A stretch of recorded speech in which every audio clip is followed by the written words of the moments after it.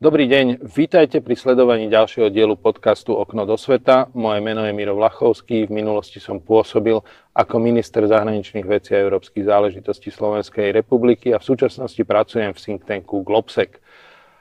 Dnešný podcast je návratom k letu a k jednému mimoriadne záslužnému projektu a budeme v ňom viacej cestovať v čase ako v priestore a čiastočne sa vrátime aj tematicky k aprílovému vydaniu podcastu o stredovekej diplomácii. No a mojím dnešným hosťom je Michal Augustovič, kurátor Múzea mesta Bratislavy a člen združenia Gotická cesta. Vítajte. Dobrý deň. Tak ako som už naznačil, budeme sa rozprávať o Gotickej ceste a o projekte, ktorý trvá niekoľko rokov. Ja som ho aj niekoľkokrát už navštívil tento rok. Je to projekt, ktorý mal dokonca medzinárodný rozmer silný, pretože sa odohrával ako na území Slovenska, tak aj na území Maďarska. Čo je vlastne Gotická cesta? Gotická cesta je združenie, ale my už v poslednej dobe radi hovoríme, že je to niečo ako hnutie. Je to vlastne také spoločenstvo ľudí, ktorí sa zaujímajú o vzácne sakrálne dedičstvo na Gemeri a Malohonte. Je to vlastne ako keby aj taká zároveň náučná cesta. Je to vlastne združenie, ktoré má v podstate 3 také základné piliere. Jednak sa snažíme popularizovať toto vzácne dedičstvo na Gemeri a Malohonte. Snažíme sa ho aj vedecky skúmať, no a snažíme sa ho zachraňovať. A Gotická cesta, v podstate, aby som to možno tak úplne zjednodušene priblížil, Gemer je veľmi špecifický tým, že dnes región s najvyššou nezamestnanosťou, kde sa vzácne, možno aj vďaka tomu, k tomu sa možno asi aj dostaneme, kde sa vzácne zachovali stredoveké kostoly s výnimočnými nástennými malbami a vlastne naša úloha je tak nejak pokračovať v tej práci našich predkov, ktorí tieto stavby postavili a vlastne snažiť sa ich jednak teda popularizovať, jednak ich obnovovať. No z toho, čo má človek možnosť vidieť v tých kostoloch, dnes už protestantských kostoloch, sú krásne gotické fresky, vyplýva, že kedysi to musel byť nesmierne bohatý región a región, ktorý bol tak povediac centrálny v samotnom Uhorsku. No a kde sa to celé začína? Hej?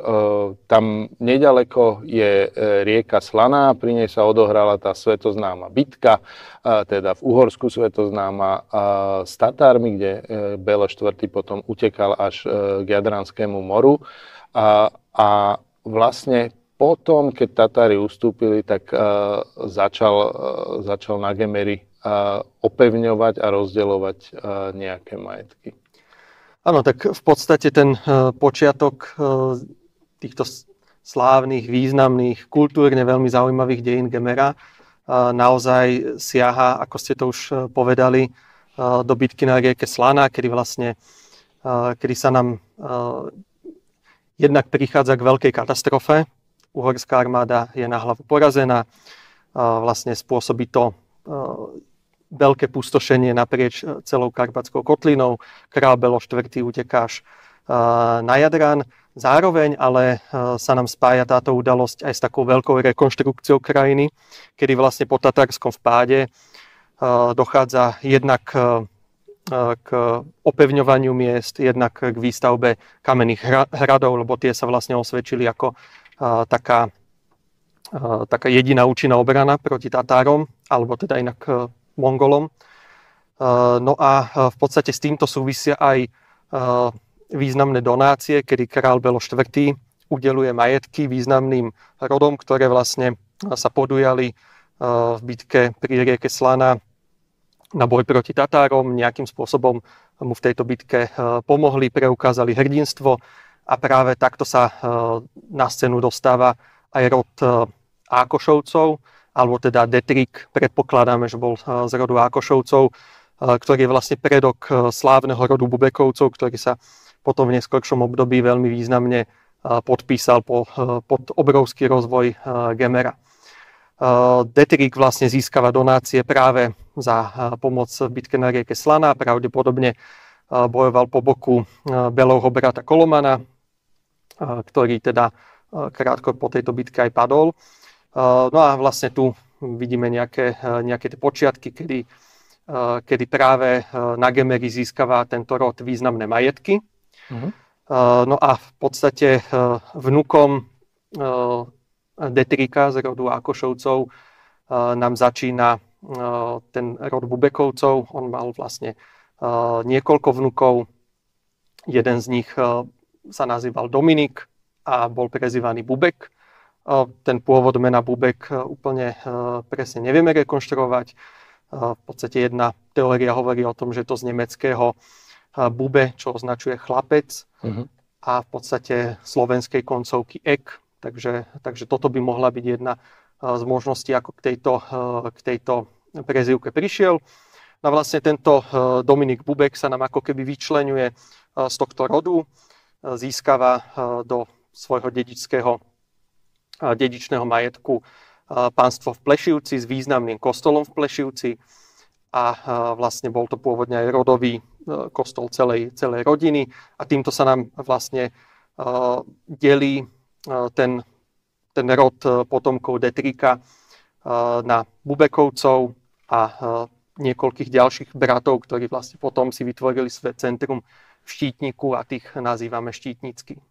To, čo mňa zaujalo na tom celom, bolo, že vlastne na tých malbách je cítiť veľmi silná inšpirácia samozrejme talianskými majstrami. Ak to neboli samotní talianskí majstri, to vy viete lepšie. Ale tá obrovská previazanosť Uhorska so západnou Európou, s Talianskom, aj po stránke spoločenskej, aj umeleckej. Kde toto nastalo? Súvisí to s Karolom Robertom z Anjou, alebo to bolo už predtým? No, myslím, že v tomto si vlastne na začiatku musíme ako keby uvedomiť, že Uhorsko nebolo ostrovom a Uhorsko sa veľmi významne a veľmi obratne pohybovalo v medzinárodnej diplomácii a vôbec v tom celom európskom spoločenstve. Malo vzťah tak s krajinami v západnej Európe, tak s krajinami či už v juhovýchodnej, východnej Európe a naozaj Uhorsko bola v tejto dobe mocnosť. S tým v podstate taký významný rozvoj Gemera nastáva najmä teda po tej bitke na rieke Slaná, kedy vlastne prichádzajú do Uhorska nemeckí hostia, ktorí vlastne prichádzajú za účelom také rekonštrukcie krajiny. Prichádzajú z preľudnených oblastí v západnej Európe, často to bývalo to pomedzie dnešného Nemecka a Francúzska. Pre nich bolo výhodné to, že vlastne prišli na územie, kde boli v podstate po nejakú dobu zbavení daní, dostali určité privilégia. Pre nás, pre Uhrov bolo výhodné to, že vlastne prinášali nové technológie, nové idei, nové technológie napríklad dolovania vzácnych kovov. Takže vlastne táto spolupráca bola obojstranne výhodná. No a taký veľký rozmach, a kedy sa vlastne Uhorsko naozaj dostáva na európsku scénu, tak k tomu dochádza najmä za vlády Anžovcov. Je to teda, tie počiatky siahajú do obdobia okolo roku 1300, keď vlastne rod Arpádovcov vymiera po meči a na uhorský trón nastupuje Karol Robert z Anjou. A v podstate prináša sem aj prepojenie s tým talianským prostredím a vlastne ak sa chceme baviť o tých väzbách, ktoré vlastne nás viazali aj k tým západoeurópskym krajinám a kde mohlo dojsť aj k nejakým tým kultúrnym impulzom, tak tieto vlastne nastávajú najmä za vlády jeho syna Ľudovíta. Ľudovíta I. Veľkého, nazývaného v Uhorsku, ktorý sa dokonca uchádzal o neapolský trón. To je možno z dnešného pohľadu aj ťažko si predstaviť, že ľudia z tohto prostredia naozaj sa zúčastnili vojenských výprav do Neapolska, ktoré vtedy zahŕňalo aj územie Sicílie a vlastne veľmi úspešne tam sa zúčastnili vojenskej kampane, kedy Ľudovít sa vlastne uchádzal o neapolský trón tým, že v podstate jeho rod pochádzal práve odtiaľ. V tom období vlastne došlo k zavraždeniu jeho brata v Neapoli a on v podstate ako keby aj túto jeho smrť išiel pomstiť a zároveň pripojiť Neapolsko k tým svojim državám. V tomto období teda sa týchto výprav zúčastnili, tých výprav bolo teda niekoľko. Zúčastnili sa ich dokazateľne aj Bubekovci, ktorí vlastne zastávali na uhorskom dvore vysoké funkcie. My vieme o Jurajovi Bubekovi, ktorý vlastne zastával funkciu taverníka kráľovnej. To znamená, že v podstate bol takým správcom jej majetkov. Čiže boli to tie najvyššie funkcie na kráľovskom dvore. Zúčastnil sa niekoľkých výprav do Neapolska. Mal možnosť naozaj vidieť to najlepšie z talianskej kultúry, čo sa týka severného Talianska, čo sa týka Neapolska. Vieme o tom, že s panovníkom pobudol dokonca v Ríme niekoľko dní v pápežskom paláci. Zúčastnil sa bohoslúžieb v bazilike svätého Petra. Dokonca v súvislosti s bojom o neapolské dedičstvo potom práve Juraj Bubek navštívil pápežský dvor v Avignone, kde vlastne priamo s pápežom sa snažil nejakým spôsobom tento spor o neapolské dedičstvo urovnať. Vlastne Svätá stolica v tomto období si nárokovala, že vlastne práve v spolupráci s ňou je teda potrebné tento spor nejakým spôsobom uzavrieť. Takže zúčastnil sa naozaj významných rokovaní a mal možnosť vidieť to najvýznamnejšie v európskej kultúre.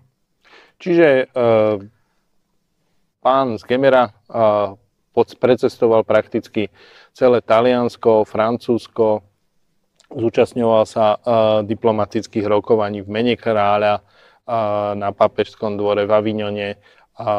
V tom Avignone vieme, že vybavoval odpustky pre svoj kostol v Plešivci. Aj to sa dá dopatrať. Ale to, čo my dneska vidíme, je, že vlastne tí Bubekovci priviezli na Gemer tú vizuálnu kultúru, tie fresky. Hej? A dneska je to v protestantských kostoloch a možno práve vďaka tomu sa to zachovalo, lebo protestantské cirkvi to pretreli bielým vápnom a tie fresky tam ostali. Ale čo nám hovoria tie fresky? Akým spôsobom k tomu došlo vlastne, že priviezol on tých talianských majstrov, alebo? To presne nevieme, ale tie fresky nám určite hovoria o takej veľkej ambicioznosti týchto ľudí, ktorí vlastne chceli mať nie priemer, ale chceli mať to najlepšie, čo v tom období existovalo, v Európe. My vieme, že teda ten kostol v Plešivci bol budovaný Jurajom Bubekom v polovici 14. storočia, okolo roku 1350. V 70. rokoch sa práve Juraj Bubek zúčastnil opäť vojenskej kampane, kedy Uhorsko bojovalo po boku Padovi proti Benátkam a možno aj tam siahajú korene toho, v podstate tých fresiek, ktoré máme zachované v Plešivci. A práve, možno aby som ozrejmil, že o čom vôbec sa bavíme, kostol v Plešivci je dnes taká možno na prvý pohľad rustikálna stavba, ktorá ale prešla veľkými zmenami. Je to naozaj kostol, ktorý bol stredoveká gotická stavba, ktorá bola v stredoveku väčšia ako je dnes.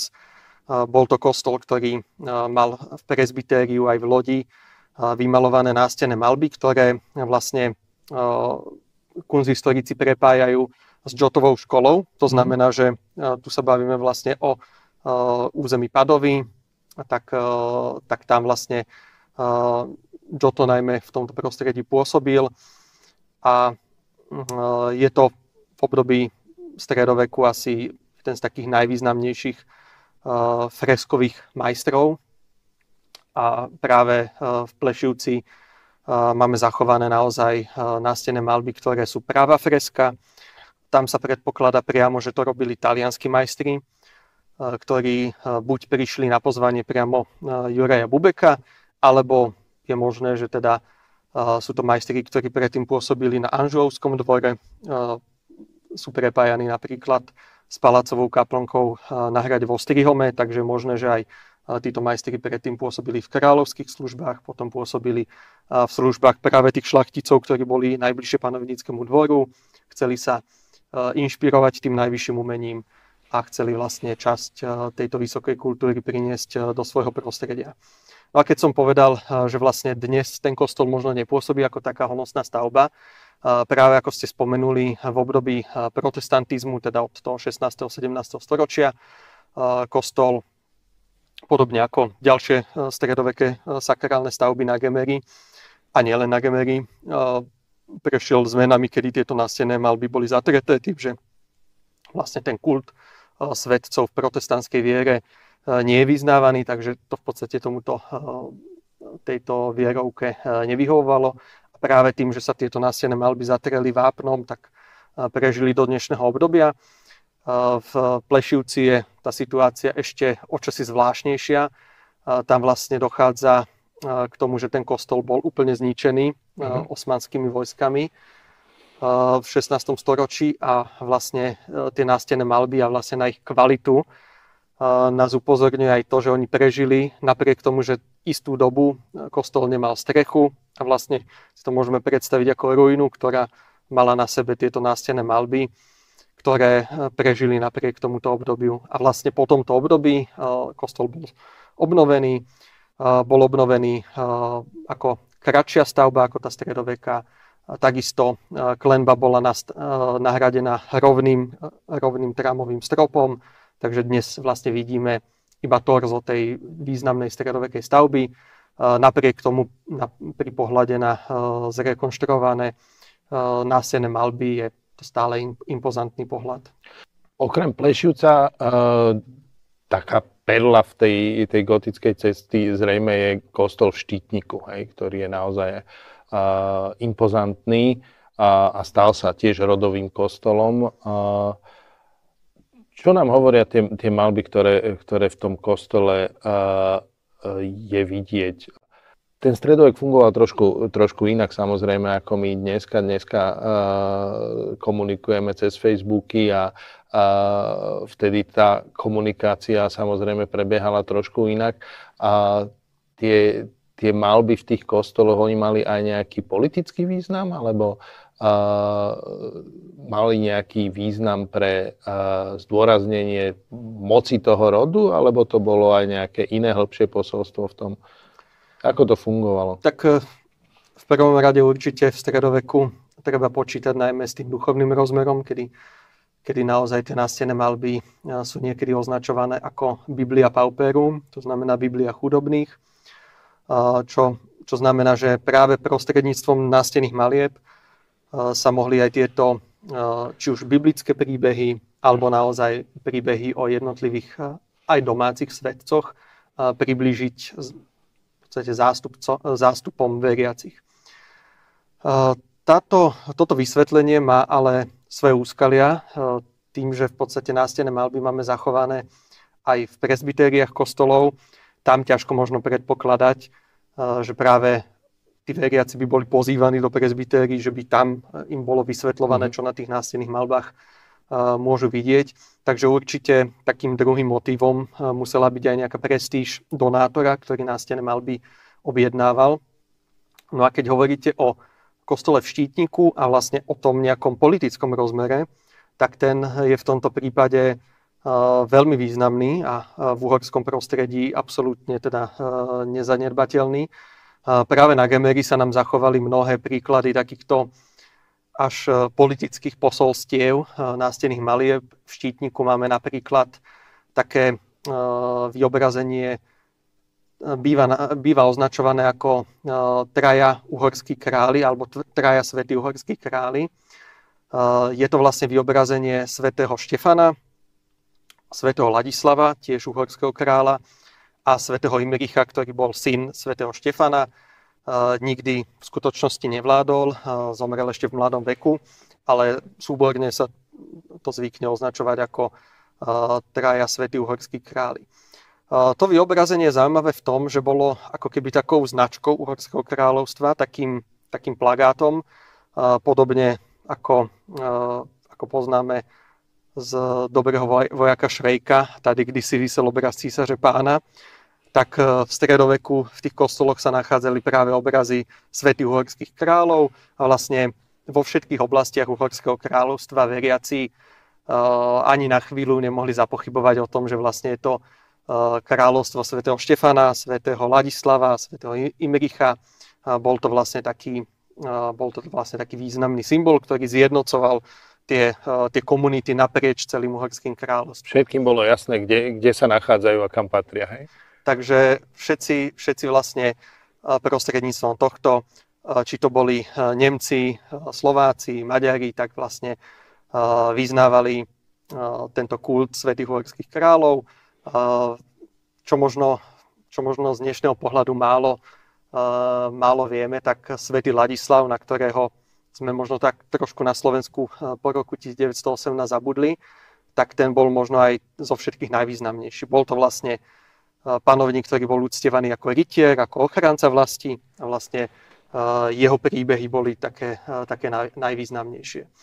Keď som spomenul možno tie národy, ktoré tvorili to uhorské spoločenstvo a ktoré vyznávali tento kult svätých uhorských kráľov, tak zaujímavé je, že v podstate hlásili sa k ním dokazateľne aj ortodoxní Rumúni. To znamená, že aj Rumúni, ktorí žili teda na území Sedmohradska, tak ako keby tá hranica medzi tým katolíckym obyvateľstvom, ortodoxným obyvateľstvom v Uhorsku nebola nejaká ostrá. V podstate aj tie rumúnske elity dokázateľne dávali práve uhorských kráľov vymalovať na nástenné malby vo svojich kostoloch, ktoré teda mali ako svoje rodové kostoly a snažili sa takisto nejak ako keby sa začleniť do toho spoločenstva tých uhorských elít. Taká forma prihlásenia sa k tomu áno.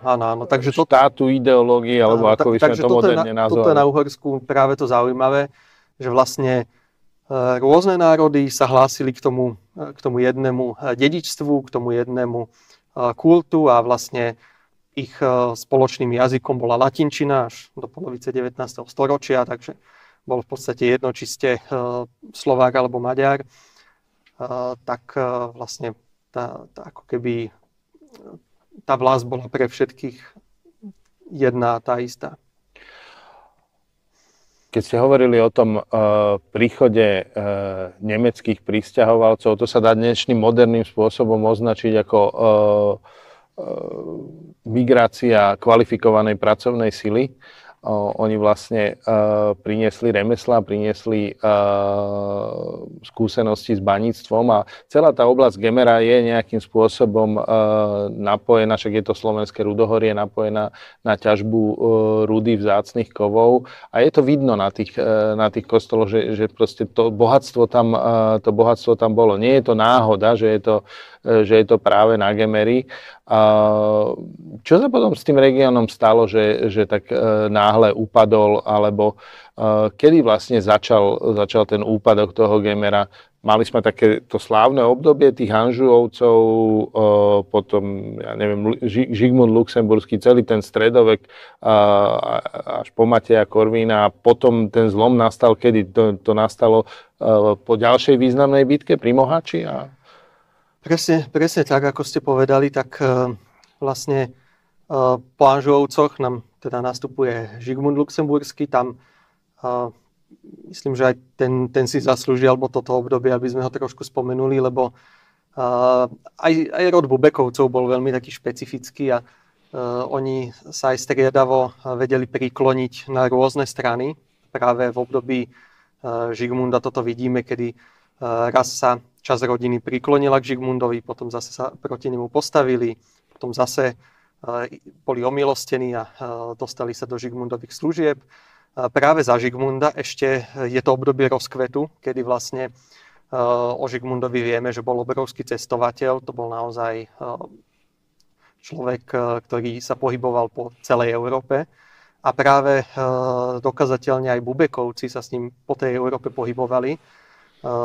Zúčastnili sa napríklad jeho návštevy Anglická, Francúzska. Bol prvý uhorský kráľ, ktorý navštívil anglické kráľovstvo? Áno, presne tak, a vlastne navštívil ho kvôli tomu, aby urovnal spor Anglická a Francúzska práve v čase storočnej vojny. Snažil sa tam v podstate dojednať medzi nimi mier. Tohoto sa zúčastnili aj Bubekovci, zúčastnili sa aj jeho ciest do Aragonska, kde vlastne sa snažil Aragonsko presvedčiť, aby sa pripojili ku Kostnickému koncilu. Potom tí istí ľudia, bol to práve Ondrej Bubek, bojoval na druhej strane proti Osmanom. Je to až nepredstaviteľné, ako sa pohybovali naozaj na tej európskej šachovnici Bubekovci. No a zlom nastáva naozaj po bitke pri Moháči v roku 1526, kedy vlastne sa nám Gemer dostáva postupne na samotnú hranicu Osmanskej ríše a Uhorského kráľovstva, alebo teda toho, čo po tejto prehratej bitke, nie bezprostredne, ale veľmi rýchlo po nej, čo z Uhorska zostalo, čo vlastne označujeme ako Kráľovské Uhorsko, alebo teda najmä územie dnešného Slovenska a v podstate územie západného Maďarska. Zbytok, väčšina dnešného Maďarska bola práve pod správou Osmanskej ríše. No a tým, že Gemer sa stal vlastne takým bojovým územím, ktoré dokonca bolo aj dvojito zdanené, bolo zdanené aj zo strany Habsburgovcov, aj zo strany Osmanov. Tak sa dá rýchlo schudobnieť. Tak sa dá rýchlo schudobnieť a vlastne v tomto období nám Gemer upadá, čo nám vlastne spôsobilo výhodu v tom, že sa niektoré tie javy zakonzervovali. Čiže to, čo bolo tam, kde sa darilo, to prestávali na Gemeri tým, že sa nedarilo, tým, že to bola vlastne frontová línia. Ešte možno dodám, že ríše, ktorá začínala na Gemeri a končila až niekde na arabskom poloostrove, tak tým vlastne sa tam zakonzervovali stredoveké kostoly. Nedošlo tam k nejakým masívnym prestavbám. Vlastne sa nám zachovali stredoveké stavby, ktoré postupne, najmä od nejakého 17. 18. storočia, sú doplňané barokovým mobiliárom, ktorý je takisto takou ďalšou vrstvou, ktorú veľmi na Gemeri oceňujeme. Sú to vlastne pamiatky, ktoré sú mnohovrstevnaté, teda je tam tá stredoveká vrstva, je tam tá renesančná baroková vrstva, barokové kazateľnice, oltáre, empory, respektíve chóry, drevené lavice. Takže ako keby takýto mix takých jednotlivých historických vrstiev, ktorý tam máme, tak vlastne tomu vďačíme za ten úpadok. Teda tomu úpadku vďačíme za to, že sa nám zachovali tieto niektoré javy. No a Gemer sa nám vlastne týmto dostáva, ako ste to aj na začiatku povedali, zo stredu kráľovstva, kedy bol vlastne veľmi blízko Budína ako kráľovského centra, tak sa nám stáva vlastne perifériou prvýkrát, ale nie naposledy. Sa nám vlastne Gemer dostáva na tú vojenskú hranicu a potom vlastne po oslobodení Uhorského kráľovstva od Osmanov sa nám zase Gemer dostáva do stredu kráľovstva, zase sa nám obnovuje ako keby to prepojenie s tým centrom v Budapešti. Zase tam vznikne mocný rod a tentokrát Andrášiovci, ktorí tam aj významne zainvestovali, vlastne priniesli tam nové technológie, priemysel. V niečom sa tá história ako keby opakuje a opäť ten Gemer hrá v Uhorskom kráľovstve významnú rolu, však Andráši bol dokonca ministrom zahraničných vecí. A potom znova, keď vlastne sa monarchia rozpadne, tak tie prepojenia medzi Gemerom a Budapešťou automaticky zanikajú a tým pádom sa ten región schudobnie a opäť sa nám to zachová. Áno, tak Gemer býva niekedy označovaný ako aj železné srdce Uhorska. Je to vlastne v 19. storočí mimoriadne významné ekonomické centrum a vlastne aj z toho hospodárskeho hľadiska je významný najmä ťažbou železnej rudy, ťažbou a spracovaním železnej rudy. Práve na Gemeri máme aj Trnavu, kde sa odlievali jednotlivé časti reťazového mosta v Budapešti. Naozaj možno z dnešného pohľadu si tú geografiu až tak neuvedomujeme, alebo tú logiku, lebo sme tak trošku zahladení do tých moderných hraníc a to, čo je možno aj blízko za hranicami, ale to už v dnešnom Maďarsku, tak vnímame pocitovo ako ďalej, ale naozaj ten priestor bol neskutočne prepojený nielen v stredoveku, ale teda aj v neskoršom období. A práve z územia, ktoré za Rakúsko-Uhorska mimoriadne prosperovalo, tak v podstate po vzniku Československa sa nám z toho stáva, dá sa povedať, periféria. Opätovne periféria. Tým, že hlavné mesto bolo v Budapešti a presúva sa nám ďaleko do Prahy, tak vlastne aj ten význam Gemera nám trošku upadá. Aby som bol teda férový, tak Gemer trošku ako keby zažíval úpadok aj v období Rakúsko-Uhorska. Tak ako keby ku koncu sa to centrum presúvalo možno do iných oblastí, ale je to naozaj spečatené a takou ako keby veľkou ranou možno pre Gemer je prerušenie takých tých väzieb na tie hospodárske centra na Budapešť a vlastne aj tie železničné spojenia, ktoré boli týmto smerom, tak sa stávajú menej dôležitými. Že vlastne Gemer je takou ilustráciou politickej geografie. Hej? Že na Gemeri možno vidieť, kedy ten región išiel hore, kedy upadal podľa toho, ako sa menila štátna hranica, ako sa menili mocenské pomery, ako sa z centra dostával na perifériu a naopak, ako po vyhnaní tých Osmanov sa opäť vrátil do centra. Toto je fascinujúce, rovnako ako je fascinujúci celý ten príbeh Uhorska v stredoveku, keď to vlastne bola jedna veľmi mocná krajina a navyše aj veľmi bohatá práve vďaka tým vzácnym kovom a rudám. Až do objavenia Ameriky vlastne Uhorsko produkovalo veľkú časť zlata, striebra, ktorá sa v Európe používala. Ako sa my dneska vraciame k tým dejinám a do akej miery vlastne vnímame tú svoju prítomnosť v Uhorskom kráľovstve a to, že to Uhorské kráľovstvo bolo mnohonárodnostné, že na tom, ako tie veci okolo nás vyzerajú, majú zásluhu Slováci, Maďari, Nemci, Židia a tak ďalej.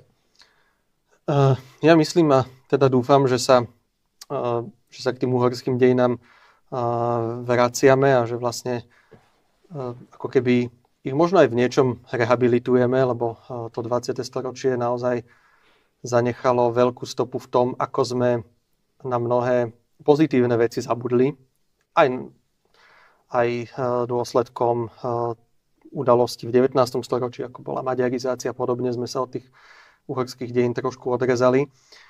A asi aj to vnímanie histórie nie s pohľadom na dnešné hranice, ale s pohľadom možno na nejaké väčšie geografické celky, nám umožňuje lepšie vlastne všetky tie súvislosti pochopiť. A my sa práve o toto snažíme aj v rámci nášho združenia Gotická cesta, kedy vlastne sa snažíme aj na Gemer nazerať ako na historický región, ktorý nebol iba takým hraničným územím medzi Slovenskom a Maďarskom, ako je tomu dnes, alebo územím, ktoré dnes oficiálne ani neexistuje, lebo je rozdelené medzi dva samosprávne kraje. Ale snažíme sa na to pozerať ako na historický región, ktorý má svoj presah aj do Maďarska. A v podstate aj tento rok na podujatí, ktorého ste sa aj zúčastnili, sme sa snažili na jeden deň znovu ako keby obnoviť ten historický Gemer, znovu vlastne obnoviť tú župu, ktorá tu v podstate existovala tisíce rokov a vyvíjala sa naozaj do tej svojej podoby ako nejaký logický celok, ktorý má niečo spoločné. Takže pracujeme aj v rámci nášho združenia na tom, aby sa tento pohľad trošku menil. V podstate aj tie naše posledné podujatia sú zamerané na upozornenie na také možno aj zabudnutejšie miesta alebo na upozornenie, že Gemer nekončí hranicou, ale siaha aj ďalej. Tento rok sme vlastne v rámci takého nášho každoročného minifestivalu sprístupnili 6 kostolov, 3 na slovenskej strane Gemera, 3 na maďarskej strane Gemera. A myslím, že to fungovalo. Myslím, že aj z maďarskej strany návštevníci prišli a treba povedať, že Maďari spravidla viac navštevujú Slovensko ako Slováci maďarské pamiatky. A myslím, že to splnilo svoju úlohu, že aj vlastne Slováci mali možnosť sa nazrieť na tú druhú stranu hranice ako na niečo, čo súvisí s ich dejinami. A čo bolo kedysi naše rovnako, ako bolo to naše ich. Áno. Presne. Toto možno je aj ako jedným z takých našich cieľov toto prekonať, lebo mnohé a mnohé pramene nám ukazujú to, že aj Slováci vnímali to Uhorské kráľovstvo naozaj rovnocenne a takisto sa zúčastňovali všetkých bojov, zapájali sa do nich. Dokonca možno takú malú odbočku spravím ešte do 18. storočia, kde vidíme, a to je vlastne jeden z príspevkov, ktorý zaznel na našej konferencii, ktorú vlastne každé 2 roky usporadúvame, tak vlastne jeden z príspevkov bol zápisky Adama Kleniara, čo bol vlastne študent zemepisu v 18. storočí. A tam pekne vidno, on si písal teda tie zápisky v slovenčine. Mm-hmm. Tam vidno dokonca aj z tej slovenskej strany až taký šovinizmus a takú hrdosť na to Uhorsko, že to je vlastne krajina, ktorá nemá v Európe páru, to je vlastne krajina, ktorá je najúrodnejšia, najkrajšia a vlastne mimo Uhorska ako v podstate neexistuje život. Tam bol v slovenčine použitý taký jeden známy latinský citát, ktorým sa teda uhorská šlachta tak ako keby hrdila extra Hungariam non est vita, sig est vita, non est ita. Mimo Uhorska nie je život a ak je, tak nie je taký ako v Uhorsku. Takže naozaj my vidíme, že ako tí naši predkovia sa k tomu dedičstvu hlásili, tak prečo by sme sa vlastne k tomu nemohli hlásiť aj my tam. Tie pramene nám nehovoria, či slovenské ruky alebo maďarské ruky tie kostoly stavali. Alebo nemecké. Alebo nemecké technológie, alebo nemecké know-how, alebo francúzske a talianske umenie. Vy ste združením. Kedy ste vznikli a vlastne čo si dávate ako hlavný cieľ? Oboznamovať ľudí s tou históriou Gemera alebo rekonštrukcia pamiatok? Ako by ste to charakterizovali? Obe tieto veci si dávame za cieľ, lebo v podstate ide to tak ruka v ruke. Ako združenie sme vznikli ešte v roku 2007 a vlastne od tej doby sa to združenie čiastočne zmenilo tým, že dnes sa snažíme o čosi ešte viac tie pamiatky popularizovať alebo ako keby prinášať aj také viac zapájať verejnosť do tohto celého procesu. Združenie vlastne vzniklo z iniciatívy rožňavských pamiatkárov, ktorí chceli týmto vzácnym pamiatkám pomáhať aj vo svojom voľnom čase. Mm-hmm. A nie len teda plniť si tú úradnícku povinnosť, ale teda naozaj aj aktívne prispieť k ich obnove. Takým našim hlavným cieľom je tá samotná pamiatková obnova týchto objektov, čo zahŕňa prácu s vlastníkmi, kde vlastne jednotlivé cirkevné zbory nemajú vlastné financie na to, aby tieto pamiatky sami obnovili, takže vlastne pomáhame im získavať financie na obnovu. Takisto takým druhým pilierom je tá popularizácia.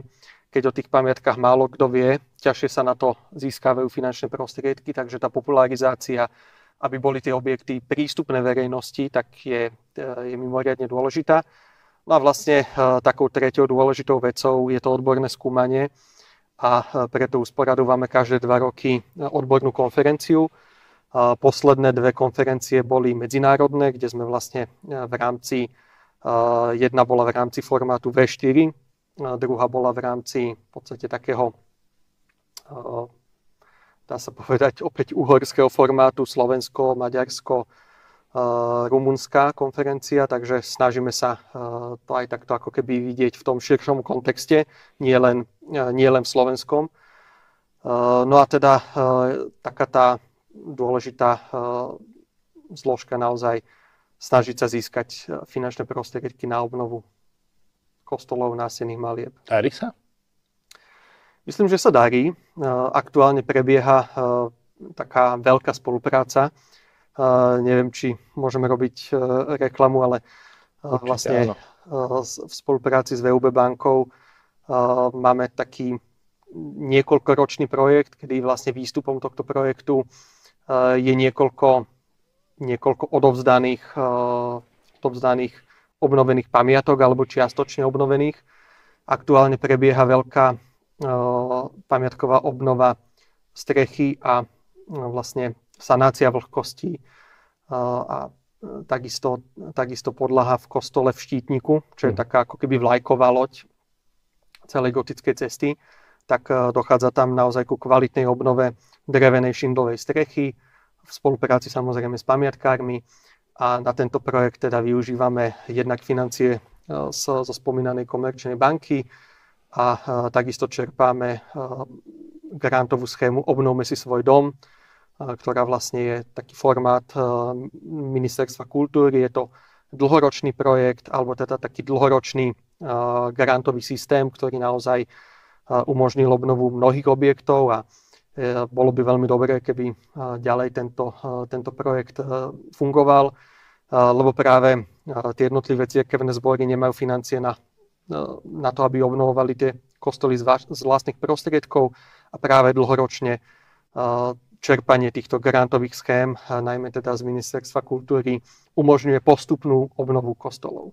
Tam je veľmi dôležité to, že naozaj tieto stavby jednak vznikali a celý ten vývoj trval 10 ročia, storočia, ale naozaj tá postupnosť a tá taká pravidelnosť v tom, aby získavali kostoly prostriedky na obnovu je veľmi dôležitá. Najmä pri nástenných malbách sa to ukazuje, že tie nástenné malby nie je možné ani nie je dobré ich obnoviť veľmi rýchlo, lebo je to vlastne pri tom odkrytí nástenných malieb dochádza k ich degradácii tým, že boli storočia zatreté, tak vlastne to ich v podstate chránilo. A práve to, že sa postupne po jednotlivých úsekoch tie nástenné malby obnovujú, niečo sa odhalí, to sa zreštauruje, tak vlastne umožňuje takú postupnú obnovu týchto kostolov.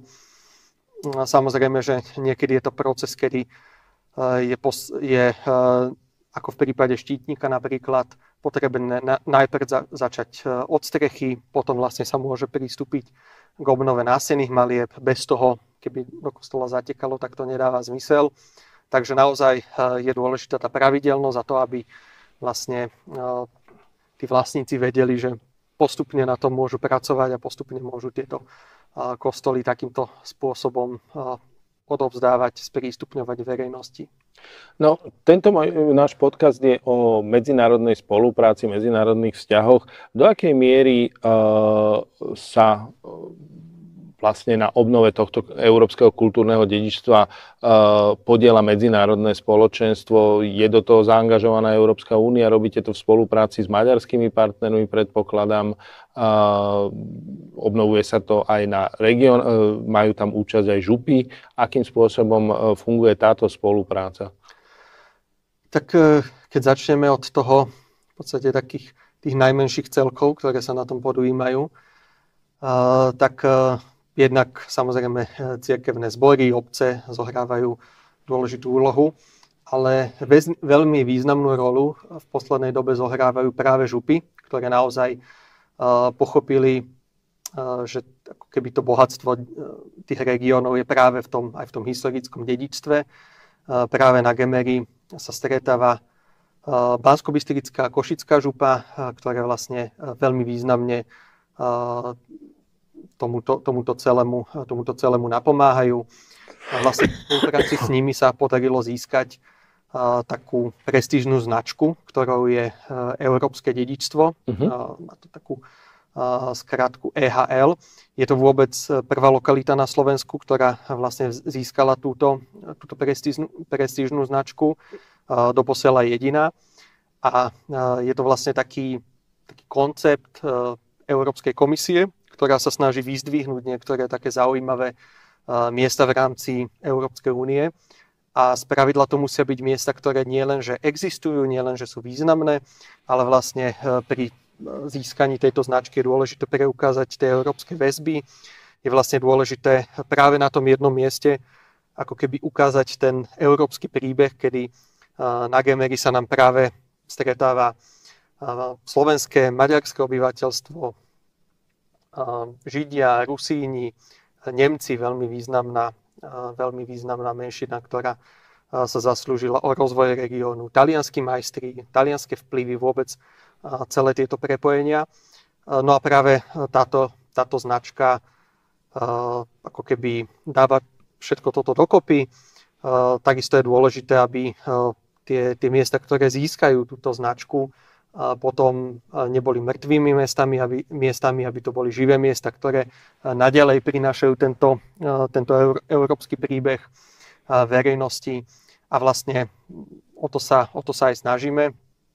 V podstate aj v spolupráci so župami sa nám darí napríklad sprístupňovanie kostolov, aby 12 kostolov, ktoré získalo túto značku, 12 najvýznamnejších kostolov na Gemery a Malohonte, aby boli prístupné, aby vlastne celé leto bolo možné v určených otváracích hodinách tieto kostoly navštíviť. To je veľmi dôležité, aby návštevníci sa do nich vedeli dostať. Takže na tomto sa napríklad podieľajú župy. No a tá spolupráca sa rozvíja aj s Maďarskom, keďže je to vlastne naše spoločné dedičstvo, tak aj prostredníctvom programu Interreg sa zapájame do viacerých projektov, kde vlastne aktuálne sa chystá obnova kaplnky v Plešivci. Je to vlastne gotická kaplnka z 15. storočia, rodové sídlo Bubekovcov, tam boli vlastne aj niektorí členovia tohto rodu pochovaní. Takže aj vlastne tá spolupráca s Maďarskom je veľmi významná a potrebná. No a takisto sa snažíme zapájať aj do niektorých ďalších projektov. Mali sme v podstate v uplynulej dobe spoluprácu v rámci projektu Creative Europe, kde vlastne sme sa zúčastnili takého projektu spolu s partnermi z Rumunska a Slovinska, kde sme vlastne sa snažili takisto propagáciu tohto dedičstva. Boli tam rôzne workshopy, kde sme ako keby aj zapájali verejnosť do toho, ako vlastne jednak fungujeme, aký význam má toto dedičstvo. Takže tá spolupráca je, myslím si, že dobrá a vlastne aj nevyhnutná, keď to chceme ako keby dostať na mapu Európy, aby to nebolo vlastne iba naše dedičstvo, ale aby to poznali aj ľudia za hranicami. Ja myslím, že to aj poznajú už. Myslím si, že sa nám celkom darí, pretože jedna z návštev, ktoré sa tento rok uskutočnili, bola aj návšteva Habsburgovcov na gotickej cesty. Mali ste tam niekoľko významných členov tohto panovníckeho rodu a to tiež hovorí o tom, že už je Gemer na mape. Čo sa to vlastne udialo vtedy? V podstate sa aj pýtame sami seba, čo sa to vlastne udialo. Vlastne my sa snažíme na našej webovej stránke robiť tie kostoly prístupnejšími. Máme tam kontakty na jednotlivé kostoly. Máme tam kontakt aj na nás a práve tento kontakt využila arcivojvodkyňa Paula von Habsburg, ktorá jedného dňa nášmu kolegovi zavolala s tým, že by sa radi ako rodina došli pozrieť na 12 kostolov gotickej cesty. Mali veľmi ambiciózny plán behom 2 dní navštíviť 12 kostolov. Okay. A aj sa im to podarilo, dokonca ich navštívili 13. A ako stále sa pýtame, že čo ich k tomuto viedlo, ale asi to hovorí aj o tom, o čom sa celú dobu bavíme, že vlastne celé toto územie má nejakú spoločnú históriu a je tu dôležitá aj nejaká kontinuita. A v podstate tí členovia rodu, ktorí nás navštívili, to boli 2 vnúci posledného cisára kráľa Karola Habsburského. Jeden z nich, Ištván Habsburg, žije v Luxembursku. Je to vlastne veľmajster rádu svätého Huberta, čo polovníci veľmi dobre vedia, že to je vlastne patron polovníctva, takže naozaj významný človek. Druhý brat, Carlos Felipe, tak ten žije v Mexiku a je to uchádzač o mexický trón, ak by teda Mexiko sa, nedaj Bože, alebo daj Bože, vrátilo k monarchii, tak by vlastne bol mexickým cisárom, takže boli to vlastne takíto dva členovia rodu, ktorí spolu so svojimi rodinami mali záujem spoznať dedičstvo na Gemeri a Malohonte. Oni, musím teda prezradiť, sa o nás dozvedeli, alebo teda o týchto kostoloch vďaka jednej publikácii od pána Kresánka, ktorý vlastne vytvoril také súborné a veľmi teda, myslím, že to bola veľmi obetavá práca, ktorú spravil také súborné dielo pamiatok na Slovensku. Toto dielo vlastne vyšlo aj v maďarčine a práve v maďarčine si to arcivojvodkyňa Paula zakúpila v Budapešti, tam sa vlastne dozvedeli o kostoloch a potom mali teda veľkú chuť Gemer navštíviť. A musím teda povedať, že boli to veľmi zaujímavé diskusie, jednak o kontinuite, jednak o spoločnom dedičstve, jednak o pamiatkárstve, ako títo ľudia naozaj boli veľmi, veľmi vzdelaní, zaujímal ich každý detail, aj čo sa týka pamiatkovej obnovy, čo sa týka toho, ako z toho sociálneho hľadiska ten Gemer dnes funguje. A boli to v podstate nekonečné a veľmi inšpiratívne debaty. A možno aj nám to dalo taký ďalší náboj alebo taký impuls, že to, čo tu máme, je zaujímavé aj pre ľudí, ktorí žijú aj v podstate aj v Mexiku. Tí ľudia naozaj docestovali kvôli tomu, aby toto videli. Takže možno aj preto by sme to my všetci mali poznať. No. Fantastické. Myslím si, že je určite jednoduchšie zacestovať z Bratislavy, z Modry, z Trenčína alebo z Košíc na Gemer ako z Mexika, takže vrelo odporúčam všetkým, nech využijú príležitosť a idú si pozrieť to, čo je naozaj súčasťou európskeho kultúrneho dedičstva a máme to tu a máme to veľmi pekne zachované aj vďaka združeniu Gotická cesta. Mimochodom, koľko vás je v tom združení, ak sa to dá tak povedať? Viete čo? Odhadom. My ani sami nevieme, lebo ono to tak osciluje podľa toho, že čo je treba robiť. Keď máme podujatia, tak je nás možno tak 10-15. Behom roka sme možno takí 4 a 5, 6 aktívnejší. Ale ono to závisí naozaj, že v združení máme historikov umenia, pamiatkárov, ako keby široké spektrum ľudí z rôznych profesí. Čiže tí ľudia sa zapájajú aj podľa toho, k čomu inklinujú. Čiže niektorí viac možno inklinujeme k tej akademickej sfére, k tej vedeckej, povedzme k organizovaniu konferencií, k vydávaniu zborníkov, ktoré vlastne vydávame z týchto konferencií. Niekto možno viac inklinuje k takej tej aktívnej robote priamo v teréne, priamo na mieste. Priamo sa jeden kolega na Gemer dokonca presťahoval, aby tam ako keby robil takého vstyčného dôstojníka, vlastne zabezpečoval všetko, čo je potrebné a aj pomáhal propagácii tohto dedičstva. Takže asi vám na to nepoviem. Ja sa pýtam preto, lebo ja som naozaj bol nadšený tou organizáciou a mal som pocit, že to muselo robiť aspoň 70-80 ľudí. A to, čo som videl tento rok v Maďarsku a na Slovensku. Aký to malo ohlas v Maďarsku? Viete to odhadnúť?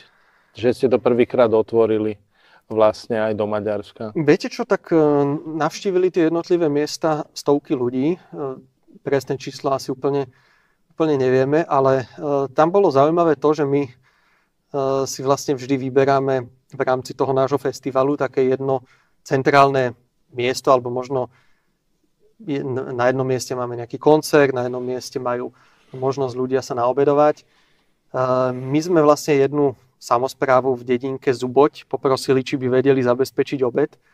No a zabezpečili úplné hody a vlastne zabezpečili celú dopravu, zabezpečili úplne všetko, takže tá spolupráca bola úplne ako fascinujúca, naozaj vo veľkom štýle. Vy ste mali možnosť to tam zažiť, takže myslím, že sa nám to osvedčilo a teda ako radi budeme spolupracovať aj naďalej a myslím, že je dôležité o tom dedičstve hovoriť z oboch strán a ako keby pozerať sa na tie regióny aj z takého toho historického pohľadu a vlastne tak ich ako keby znovu spoznávať. Možno znovu spoznávať to, čo nám kedysi bolo blízke a sme na to zabudli. Takže určite touto cestou pôjdeme aj naďalej. My už dlhší čas komunikujeme dvojazyčne. Nie preto, že by u nás bolo toľko Maďarov, alebo teda toľko slovenských Maďarov, ale preto, lebo ten záujem zo strany Maďarska býval v minulosti možno aj väčší miestami ako zo strany Slovákov. Tam v minulosti aj stále chodia aj autobusy, aj z Budapešti, aj z rôznych častí Maďarska, ktoré vlastne chodia ako zájazdy do týchto kostolov, takže na toto určite chceme nadviazať a chceme aj, aby aj oni mali možnosť teda to dedičstvo spoznávať. To je veľmi dobré, pretože keď si chcete pozrieť stredoveké pamiatky, tak zase treba zacestovať do Budapešti a keď prídete na Budínsky hrad, tak tá expozícia stredovekého umenia a maľby je pomerne rozsiahla a v tej hlavnej sále, keď sa človek prechádza, tak tam veľmi rýchlo spozná slovenské názvy obcí a dedín. Proste veľká časť toho je zo Slovenska, takže tak ako Maďari chodia na Slovensko, tak by aj Slováci mali chodiť do Maďarska, lebo je tam časť ich dejín. Blížime sa pomaly akože k záveru našej relácie a ja sa vtedy zvyknem pýtať hostí, že či máte pre nás nejakú odporúčanú literatúru o tých témach, o ktorých sme hovorili, o gotickej ceste, o Gemeri, o stredovekej diplomácii, čokoľvek. Tak keď sa bavíme o Gemeri, keď sa bavíme o Bubekovcoch, o vzácnom historickom dedičstve, tak prvé, čo mi napadne, a možno aj mnohým mojim kolegom, sú práce, ktoré najmä pochádzajú z pera pani Moniky Tihániovej. Je to napríklad publikácia Bubekovci z Plešivca, kde v podstate všetko dôležité o tom, ako kto vlastne budoval Gemer, komu vlastne vďačíme za toto bohaté dedičstvo, tak pani Tihániová tieto veci dala na papier a je to naozaj veľmi taká mravenčia práca, ktorú vykonala. Tých prác jej vyšlo viac, teda sú tam potom aj ďalšie publikácie o rode Štítnických. Vydáva to vlastne vydavateľstvo Georgius Bubek, čo je vlastne vydavateľstvo reštaurátorov, ktorí priamo sa podieľajú na obnove týchto nástenných malieb.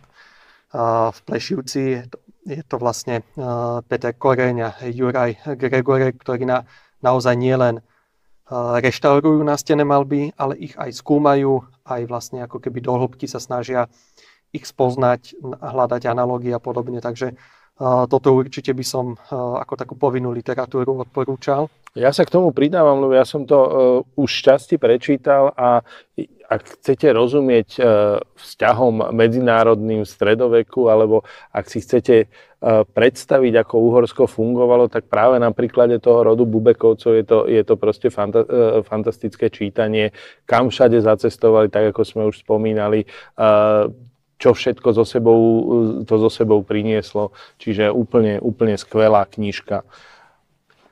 Potom, keď sme sa bavili o tom, v podstate o tom nejakom spoznávaní, znovu spoznávaní tých slovenských a uhorských dejín, a vy sám ste spomenuli to, ako je dôležité nielen spoznávať Slovensko v kontexte uhorských dejín, ale možno aj vycestovať do Maďarska a spoznávať aj tam tie naše dejiny, tak k tomuto by som odporúčil publikáciu od Martina Homzu, ktorý napísal veľmi takú netradičnú knihu, ktorá je formou dialógov.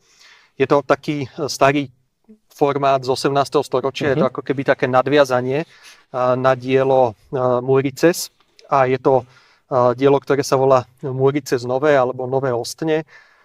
Je to ako keby o znovu spoznávaní dolnej zeme a teraz to myslím v tom najlepšom slova zmysle.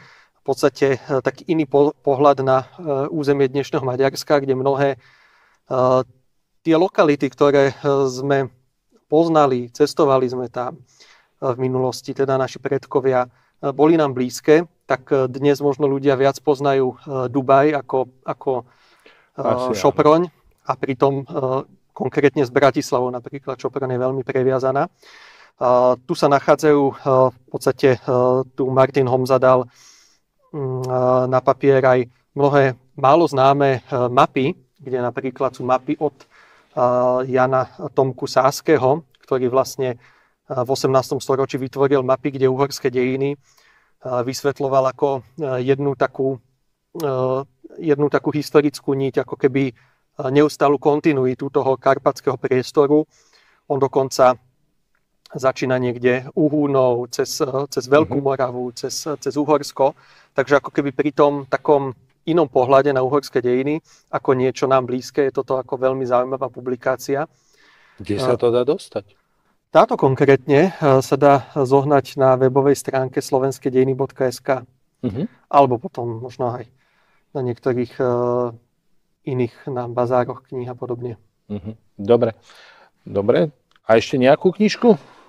Tu vidím Svet včerajší.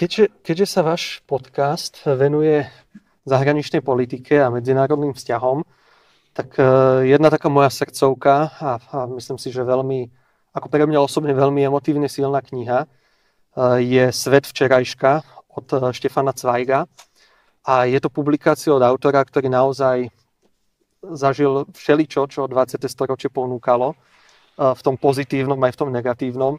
Bol to vlastne židovský autor, ktorý pôsobil za Rakúsko-Uhorska, ktorý vlastne opisuje, aký bol život za Rakúsko-Uhorska, zažil časy svojej slávy. Zažil časy aj po rozpade Rakúsko-Uhorska, keď sa vlastne to prostredie v Rakúsku, už v samostatnom Rakúsku, viac a viac radikalizovalo. On tak vlastne spomína v publikácii, že za prvej svetovej bol na strane Rakúsko-Uhorska, na strane Nemecka. Za druhej svetovej vojny vlastne sa dostal na druhú stranu barikády ako Žid. On dokonca tieto turbulentné časy, ktoré vlastne 20. storočie ponúkalo, tak on ich ani neprežil. On vlastne v emigrácii v Anglicku tesne pred tým, ako dal do tlače túto publikáciu, tak spáchal samovraždu. No je to vlastne o tom, ako sa zmenil svet, ako svet, ktorý poznal, ktorý bol v mnohom z jeho pohľadu slobodným, sa zmenil na svet, kde ako keby tá ľudská dôstojnosť zrazu neznamenala nič a on si to teda zažil v podstate na vlastnej koži, takže ak niekto chce preniknúť možno aj do tohto obdobia zmien prvej polovice 20. storočia, tak toto akože veľmi odporúčam. Ďakujem veľmi pekne. Štefana Cvajga odporúčalo už niekoľko hostí v tomto štúdiu a naozaj je to výnimočná kniha. Som veľmi rád, že sme sa mali možnosť porozprávať o gotickej ceste, o Gemeri a všetkým divákom a poslucháčom veľmi odporúčam, aby navštívili gotickú cestu, aby navštívili Gemer, aby videli, kde na Slovensku máme naozaj historické dedičstvo super kvality a možno aj si cez toto priblížili, akým spôsobom sa Slovensko vyvíjalo a kto všetko mal na tom zásluhu od bežných ľudí až po šlachtické rody, od Slovákov, Maďarov, Nemcov, Židov až po ďalšie národnosti. Ďakujem, bolo mi veľkým potešením a verím, že sa teda opäť vidíme na Gemeri. Dúfam. Všetko dobré. Všetko dobré.